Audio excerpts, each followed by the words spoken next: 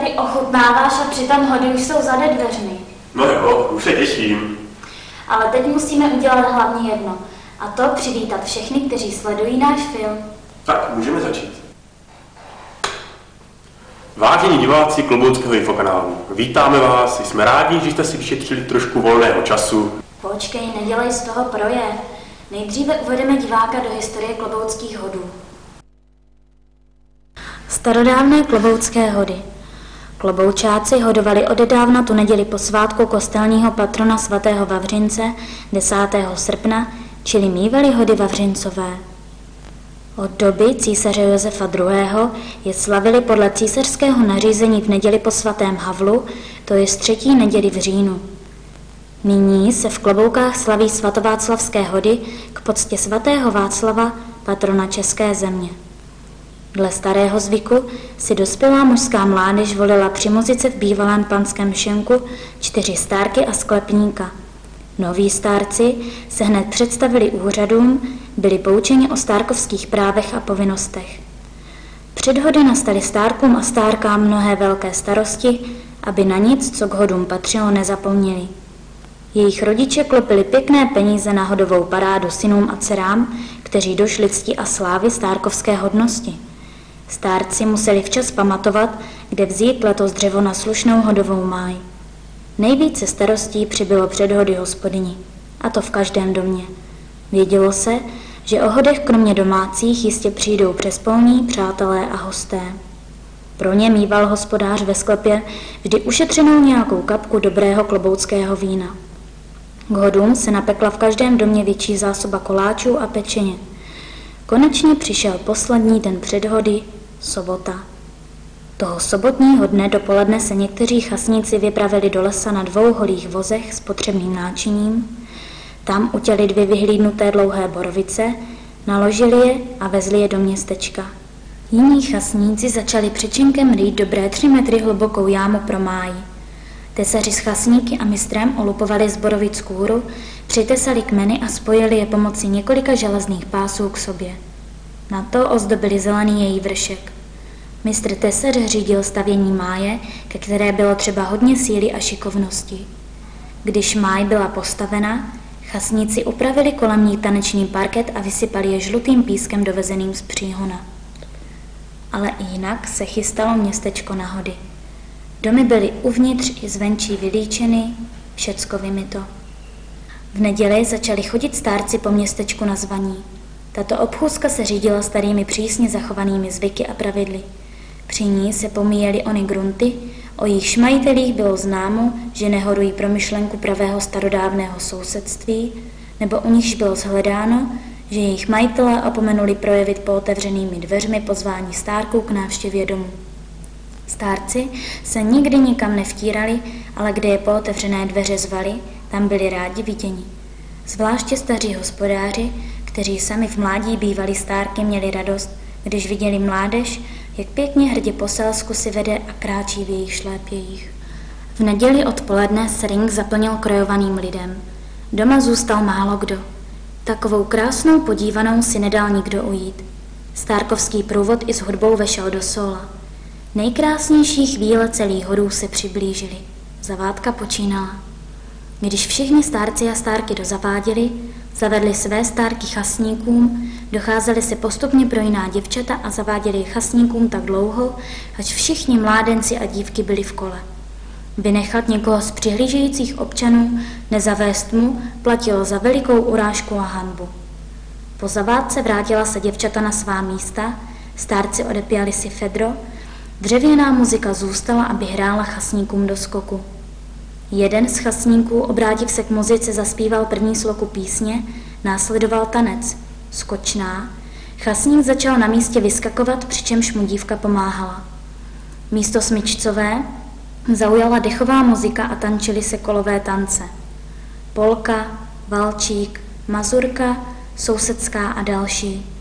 Kolové tance zahájili stárci se svými stárkami, které případně zaváděli vzácnějším hostům. Pojednou v přestávce nebo mezi tancem zahlaholil výskot a zpěv chasníků, to přicházela přespolní chasa oplatit klobouckým jejich návštěvu na přespolních hodech. Když vešli za pochodu do sóla, u muzikantského stolu byli uctěni vínem a koláči. Domácí chasníci jim zaváděli kloboucké tanečnice, a to tak, že přitančili k ním a pak jim nabídli taneček. Jakmile se začalo chýlit k večeru, lidé se pozvolna začínali rozcházet od máje domů. K máji se večer sešlo skoro tolik lidí jako odpoledne. Tančilo se, skákalo a výskalo třeba až do bílého rána. O kázeň a pořádek měli při muzice v šenku péči vedle stárků i ustanovení členové obecního úřadu. Rovnat během muziky vzniklé spory nebylo příjemné zaměstnání. V pondělí po obědě stárci začali chodit na zvaní v ulici, kde včera přestali.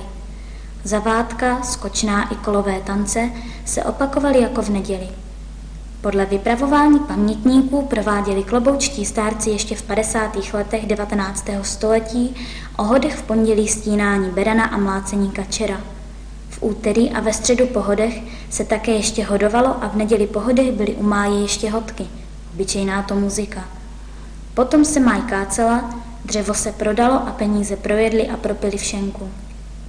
Dle pamětníků mívala mládež ze školy vycházející každý rok své hody a stárky, chodila v patách za dospělými stárky na zvaní a dostávala peníze, kdo jí dal. Starší žáci si vybrali každý svou stárku a sezvali si několik chlapců a děvčat na tanec do Vurmovy stodoly. Tančilo se ve stodole až do večera při housličkách. Do roku 1967 bývaly hody i na Kašnici vždy v měsíci září a měli svoji vžitou tradici a popularitu v okolí. A tak si kloboučtí stárci chodí vybírat za své stárky i děvčata z Kašnice. Tak historii už známe, ale co současné hody? Já se vždycky na hody tak bavím, že nestíhám sledovat okolí. Na tvoji otázku ti odpoví někdo mnohem fundovanější. Já bych se vrátil ještě k tomu, jako malý kluk vlastně, co jsem začínal kolem hodů se trošku motat se svým otcem a vzpomněl bych tady tuto dobu. V této době dělávali hody organizace. Buď to byli fotbalisti, nebo se jednalo o hasičské sbor. No a z této řady mládež prostě vybírala stárky, kteří po ten rok, co vycházel jako ročně, tak stárkovali. No, jako kluk si pamatuju, že to byli kluci většinou po vojně už, starší kluci, kteří už byli urostlí chlapici jako. No a tito stárkovali. Děvčata se museli přesvědčovat tak, jako se přesvědčují dneska, protože holky by rádi stárkovali, ovšem bylo to náročnější, rodiče nerádi povolovali. To zůstalo i do dnešní doby. No a tak vývoj prostě šel dál a dál, až v kloboukách lidí, bych řekl, se přestali bavit. Protože hody dneska, to je kámen dědiny, na těch se dneska nedá finančně hospodařit, takže organizace toto pustili, no a my jsme se dostali vlastně už do dnešní doby, kdy hody přebrala mládež. Lidi v kloboukách přestali mít zájem o hody, kdysi to byl svátek celé dědiny. No a dnes chodí na hody, na zábavy, bych řekl, jedni a ti samí lidi. Já můžu dobře vzpomínat na dobu, kdy jsem vlastně chodíval s otcem a ještě bych se vrátil k tomu, že mně vlastně zůstalo to, že já do dnešní doby po dědině, jak si se stárkama chodím, protože si pamatuju, jak se chodilo uličkama, aby se na někoho nezapomnělo. Určitý písničky se hrávaly u domu, protože tam je měl vlastně majitel oblíbený, takže se snažíme, pokud se dá, a jsou ještě tito pamětníci, že jim na hody vyhovíme a u domu se zahrá. A beru to jako tradici, která by v kloboukách podle mě zaniknout neměla. Proto bych se vrátil ještě a řekl kloboučákům, aby se zamysleli nad tím, že každá dědina si chrání svoje zvyky a bylo by dobrý, kdyby tyto zvyky i kloboučáci podpořili. My bychom dnes rádi uvítali mladí lidi do sboru, mezi chlapy, protože už taky stárneme, že a věčně zpívat nebudem. Dřív se dělali hody, že se to nevyplácelo, nebo nějak ti starci, že z toho už poslední dobou nemají žádný zisk. My chlapi taky z toho nemáme žádný zisk. Ale je to určitá skupina lidí, která něco chce a že se to dá udělat bez peněz. A ještě bych podotkl jednu věc, že nevím, jestli to řeknu vhodným způsobem, ale za totality jsme na kroje dostali. Dneska 10 let vystupujeme v těch krojích, které byly ušity za totality a mnoho lidí je dnes na tím tak špatně, že na nové kroj nemá a pořídit si ho nemůže. Taky jsme trošku z toho vyrůstli.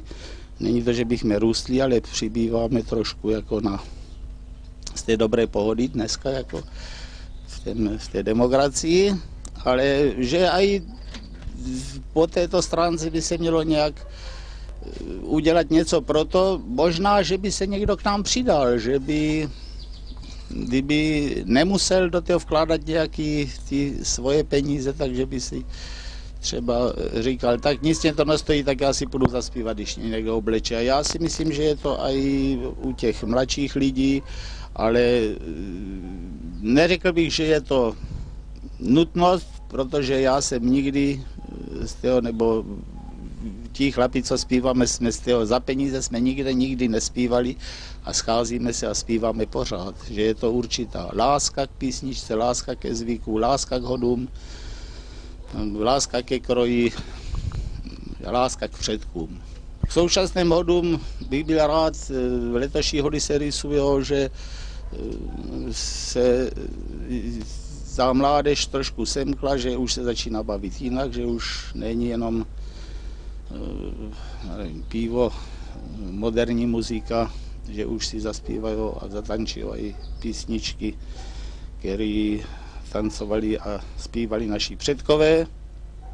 A jenom bych přál to, aby ty hody skutečně, aby ti mladí lidi a jejich rodiče a dědečci a já nevím, celá obec vlastně, aby udělala proto všechno, aby ty hody přečkali a byli dál, aby měli pokračovatele, protože tradice by se měly dodržovat a v čím chcete dodržovat tradice, když ne v kroji a ve zvycích po našich předkách.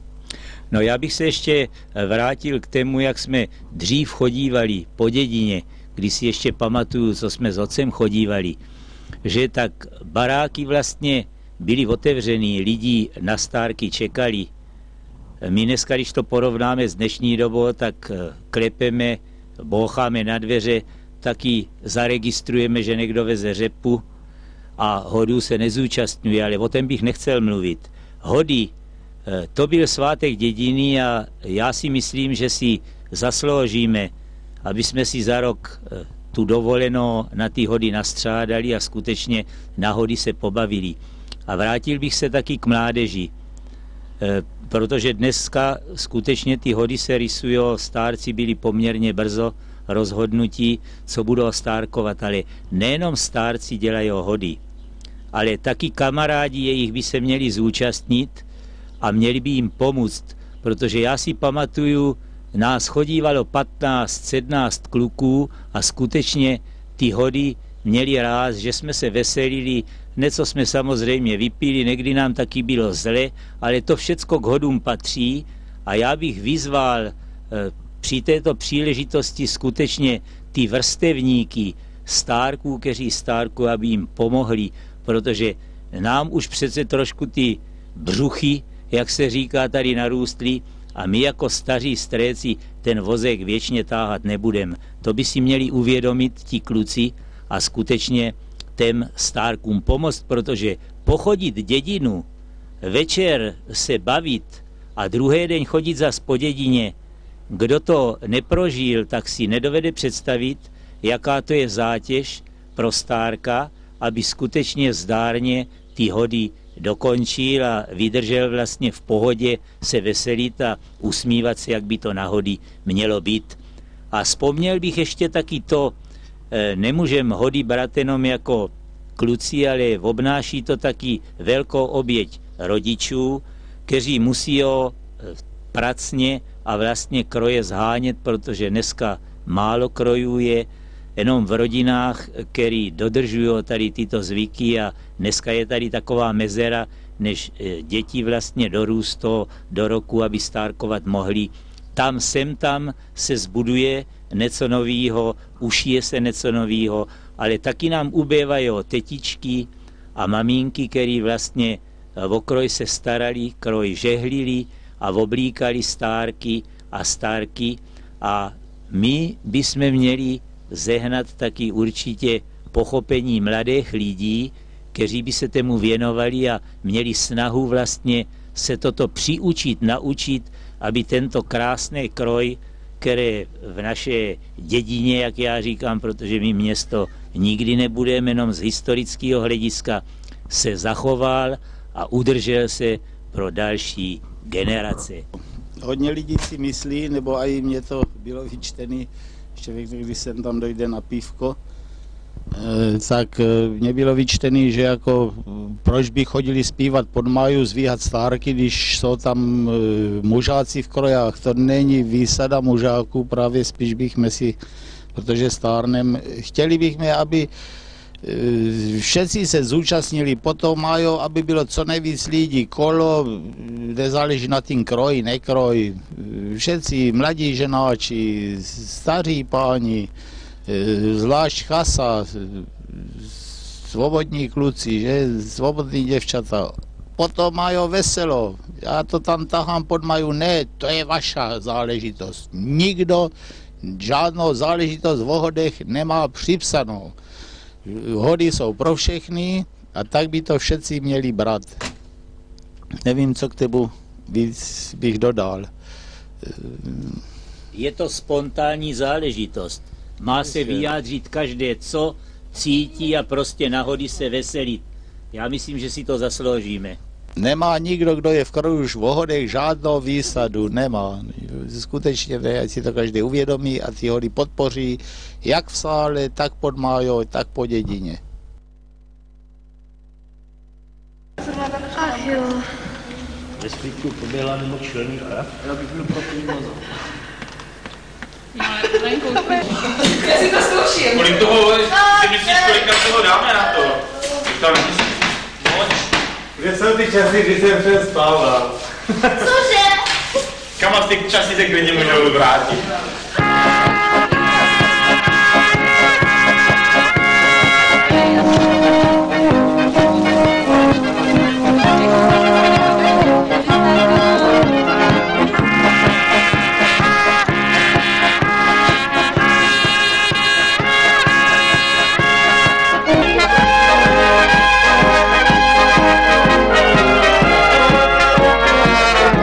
Kytara je těžká.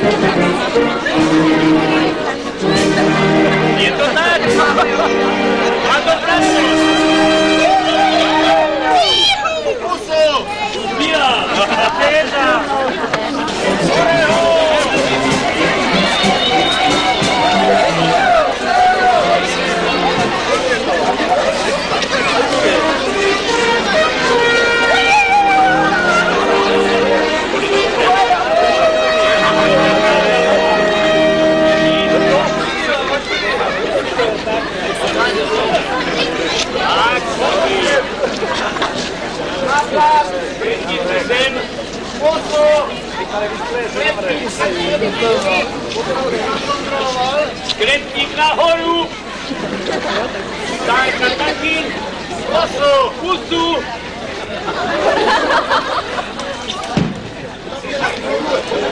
Co na to říkáš? Je to dobrý.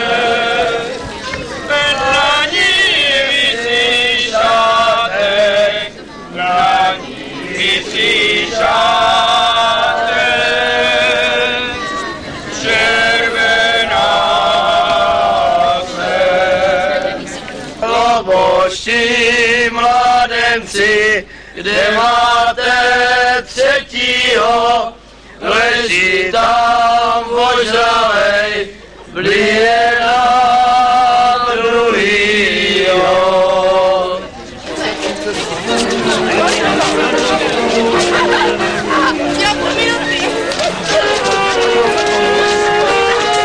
Daniel, ty tady provádíš?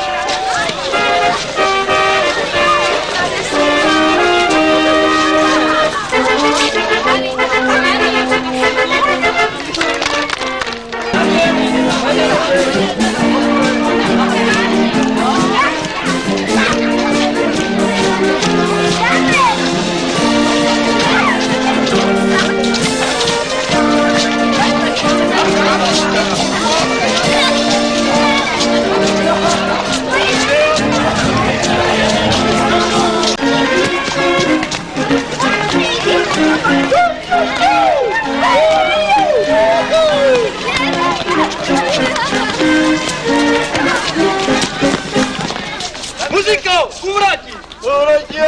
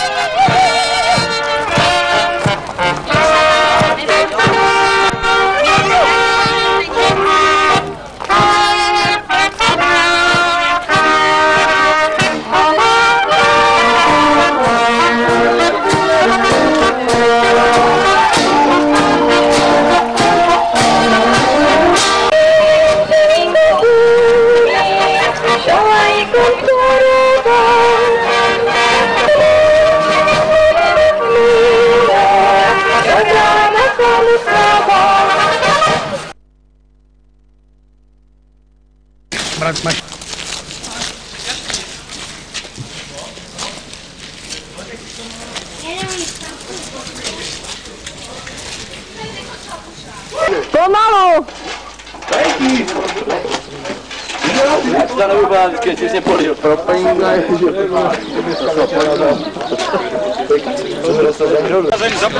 Na konci si tam stop.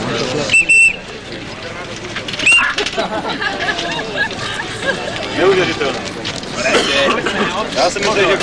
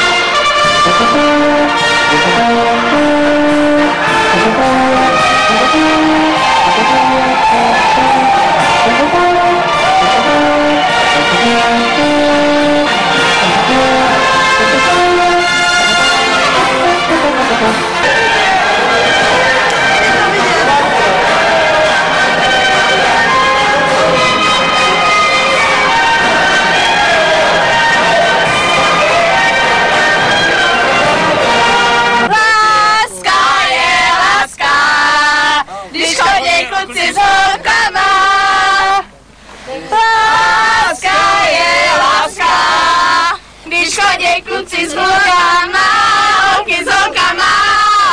Máta má štěstí, že je kamennej, jinak by už nestál. Si chyby žál a pil by pase zomenej. Ještě jednou. Borčák.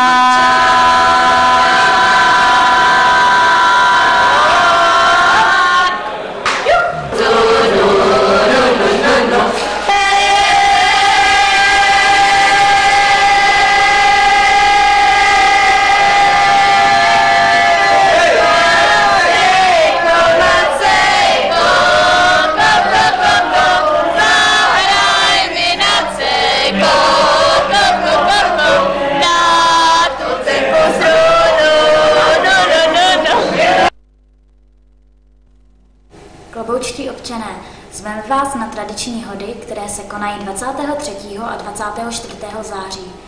K hodovému veselí hraje dechová hudba Veselané. Těšíme se na vaši hojnou účast a spolu s dobrým vínečkem si přineste tu správnou hodovou náladu.